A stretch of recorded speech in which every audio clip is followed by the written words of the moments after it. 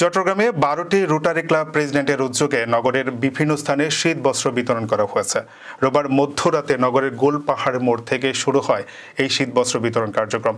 Club প্রেসিডেন্টরা নগরের Chittagong medical college মোড়, চকবাজার, মিসকিন শাহ মাজার, জামাল খান, চেরাগের মোড়, কাজের দেউরি ওয়াসা, জিইসি ২ নম্বর গেট এলাকায় ভাসমান লোকদের কাছে কম্বল তুলে দেন।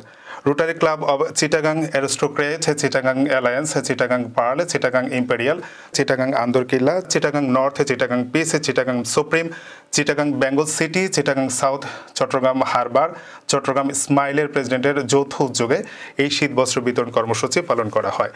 শীত বস্ত্র বিতরণ কর্মসূচি প্রসঙ্গে রোটারি ক্লাব অফ চিটাগাং অ্যারিস্টোক্রেটের প্রেসিডেন্ট এস.এম. মহিবুর রহমান বলেন, রোটারি ক্লাবগুলো তাদের নিজ নিজ অবস্থান থেকে বিভিন্ন সেবামূলক কর্মসূচি বাস্তবায়ন করে।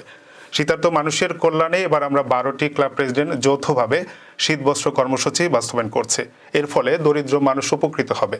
রোটারি ক্লাবের এসব মানবিক কার্যক্রম ভবিষ্যতেও অব্যাহত থাকবে।